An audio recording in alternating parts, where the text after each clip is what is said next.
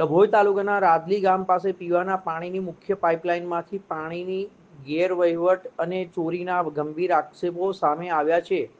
એક તરફ ઉનાળામાં ગામડાઓમાં પાણીની અછત જોવા મળી રહી છે, ત્યારે બીજી તરફ અહીં હજારો લીટર શુદ્ધ પાણીનો વેડફાટ થતો હોવાનો આક્ષેપ કરવામાં આવી રહ્યો છે।